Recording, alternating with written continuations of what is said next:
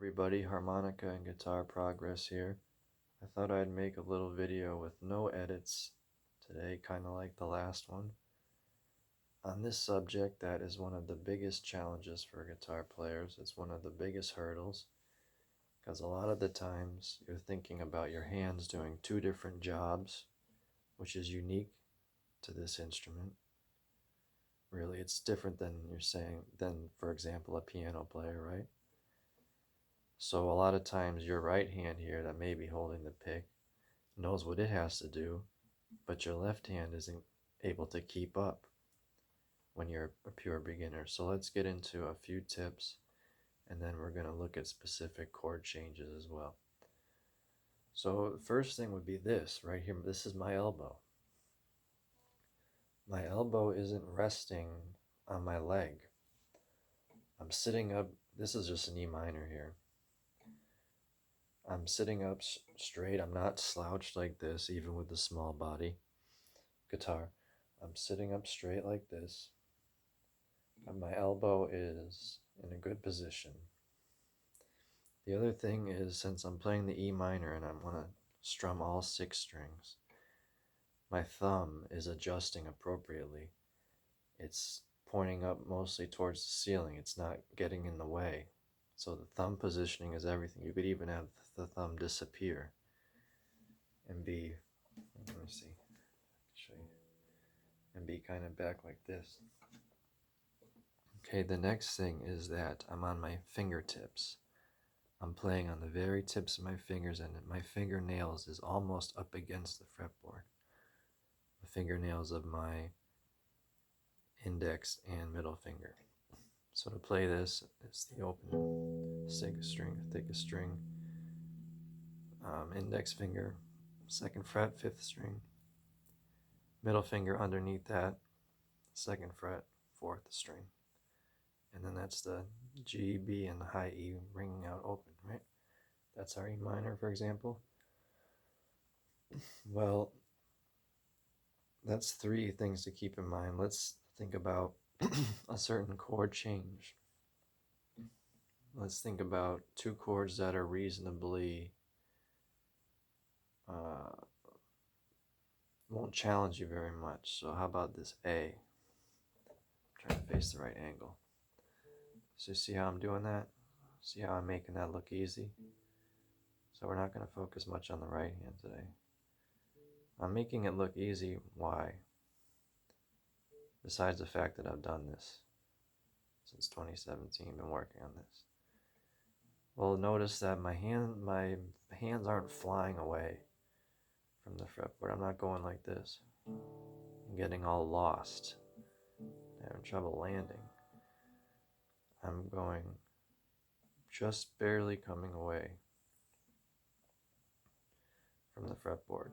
So the thing you can do is you can start out with 4 strums on each chord, but for the E minor you want to strum all 6 strings, starting from the thickest string. What I'm saying is you can start out with 4 strums on each chord, but then what you want to do is you want to just do 1 strum of each chord. So you do 1 on the E minor, and then you'll do 1 on the A. And for the A, you want to strum not the thickest string. This thick string does not go with the this chord. So in that case, I have the thumb over the back of the neck. You don't have to. You can just be conscious of that. Have it back here. So that'll be the other thing you can do. Would be to do 1 strum on each chord. Okay. And see how many you can do. Get your phone, get a stopwatch app, and say, I'm going to set and see how much I can do. Because if you say I'm going to work on this for an hour, that might be a little too intimidating. But if you get on your phone and you set the app and you say I'm going to work on this for just a select period of time, you can handle that, and then you'll really focus, and that's how you focus on something. You really hone in on it for a short time and just boom, boom. So that's some serious advice. Now the next common change of chords that sound great together and always go together is the C and the G, right? And there's, excuse me, there's more than one way to play the G. But for now, I mean, I can show you this later. But for now, we're going to play it like this, with our ring finger on the thickest string, 3rd fret, middle finger on the 2nd fret, 5th string, and our pinky here, 3rd fret, thinnest string, or i.e. And now watch how I change that chord. Transition. This is about transitioning, right? That's what most people have trouble with. See that? The pinky has to land there. Again, barely coming off. Look at what my thumb's doing. And you can get on YouTube, watch other videos of guitar players, see what their thumb is doing.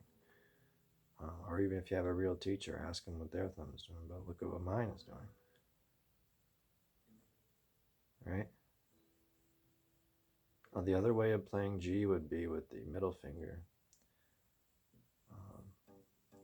3rd fret, thickest string, index here, 2nd fret, 5th string, and our ring on the skinny string. But as I said, if you're in a situation, a context of a song where you're in C and then you're just going to G and that's the result, get comfortable with this. Now, another thing you can do would be transitioning from the A to the D chord, which we haven't spoken about. D chord. A D chord, I save that because that's going to be the biggest challenge, really. So now look at how I'm doing that. See? There's the A. I'm going to turn a little more inwards. A, D, A, D.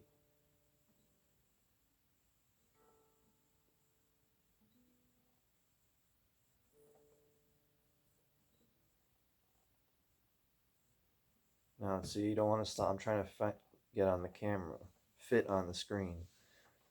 But normally I wouldn't be slouching, as I said, my elbows up like this. You also want to have a comfortable chair to sit in, a hard chair that you sit on the edge of it with your feet flat on the floor. All this matters. Because this is really how I change from the A to the D. My thumb would be just like this here. Pay attention to that always. This is the Martin 018 today. I forgot what I was going to say. Oh, I was going to say, let's recap them.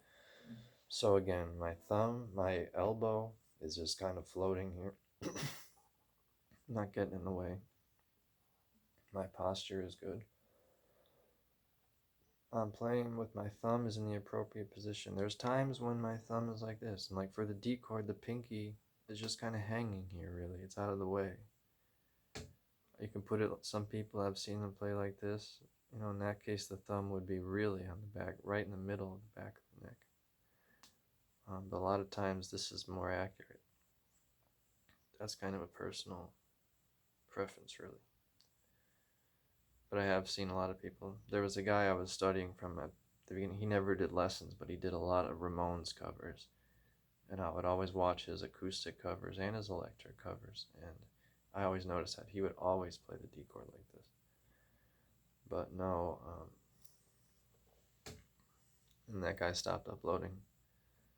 He was really good.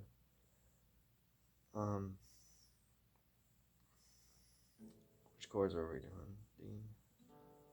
But really, for me, most of the time, pay attention to that too with the pinky. So that's it, the posture, the elbow, the thumb positioning. The thumb can be the determining factor of whether you can make a chord change or not. If you're having trouble with chords, pay attention to your thumb and make adjustments. You'd be surprised. So that, and then the other thing, as I said, notice I'm playing on the very tips of my fingers here. You can see that. That's what makes this possible.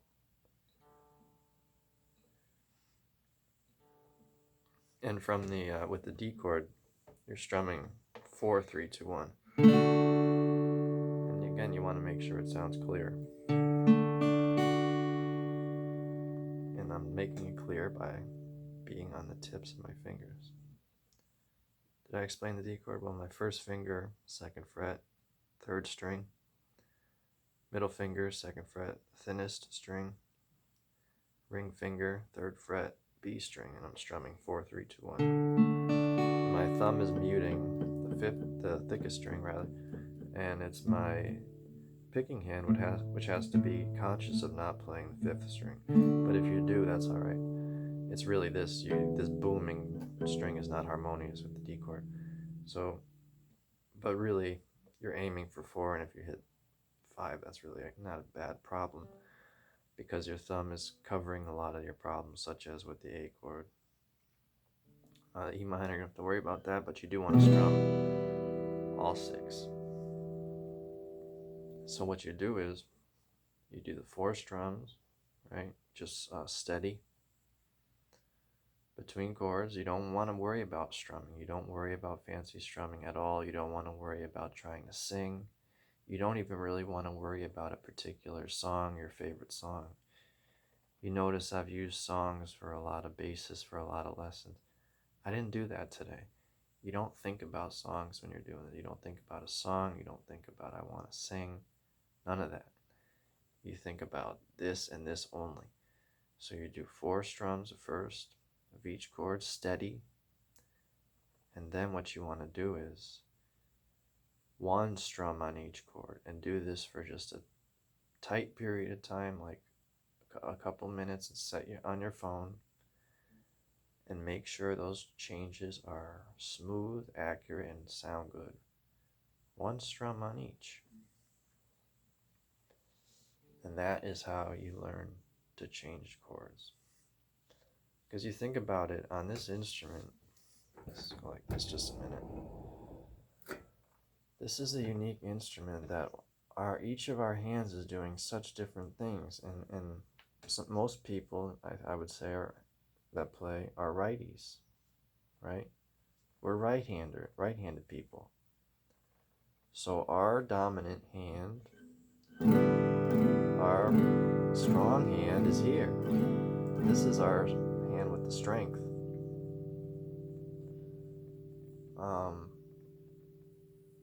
This is the hand we're most comfortable with. But with the left hand, it has a very complicated job to do over here. So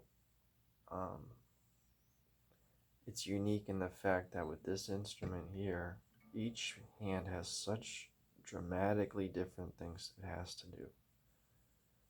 It's got completely different jobs to do, and coming to terms with that, it will mess with your mind at first, but after a while, music becomes something you don't have to think about in that technical way.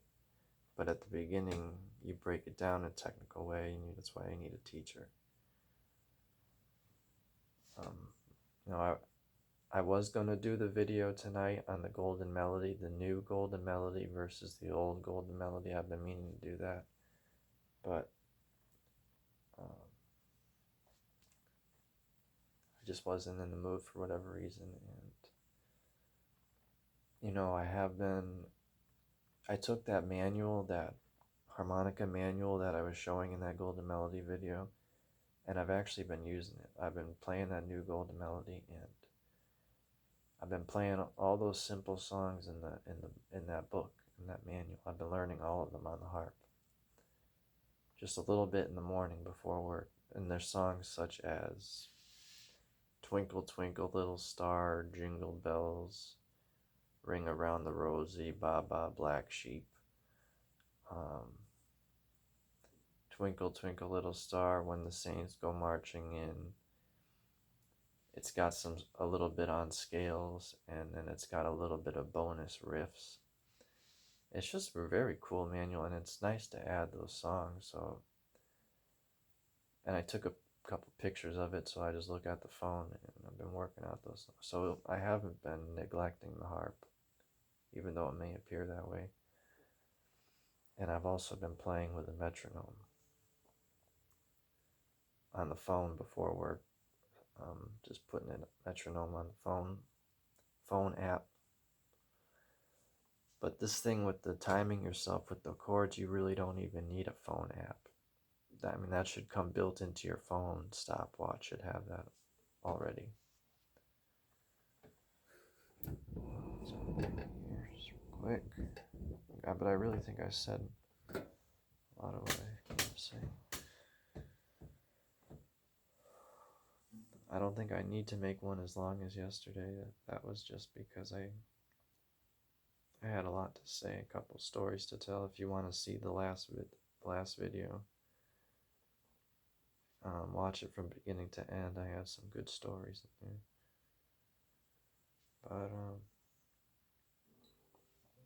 But yeah, guys, Martin 018. I don't know what the thumbnail is gonna be. Have to work on that. Make a D chord and something like this. So that looks like a gun. Do this. Remember, sit up straight, guys. Keep your elbow out. Free, floating up about by the upper bout. And this needs to get turned just a little bit. Okay. Again, stand up straight. Posture, feet flat on the floor on a good chair. Elbow free, floating out and about. Thumb in its appropriate position depending on what you're doing. If you watch a lot of videos of players, you'll see their thumbs doing all kinds of different things. So you got to pay attention to that. Play on your fingertips as much as you can, so you're having a round. There's a roundness to all this here. It's very round. On my fingertips.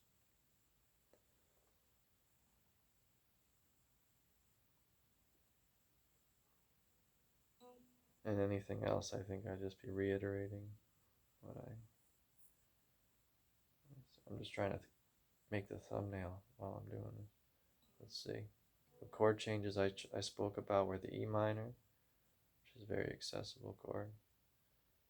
The E minor to the A, which are, you should have those down. Anything with the E minor is good. It's always a relief to see that.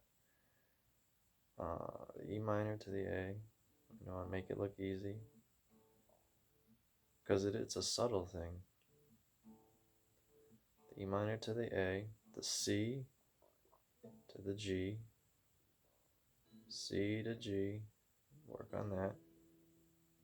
And if you're more comfortable with this G, you're going to have to break out of that mold. I like this G too.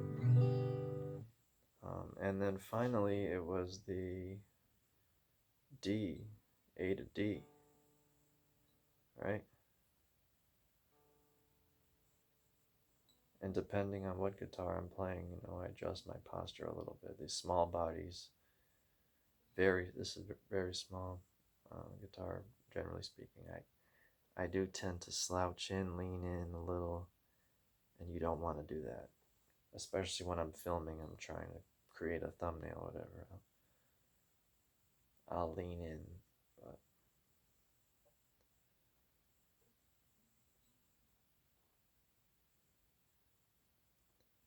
it's pretty good right there.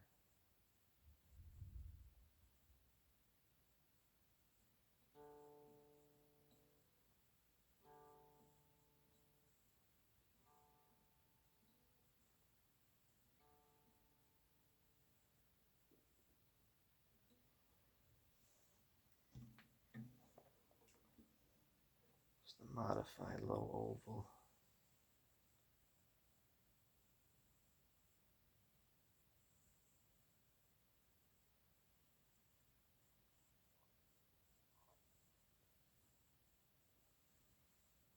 High performance.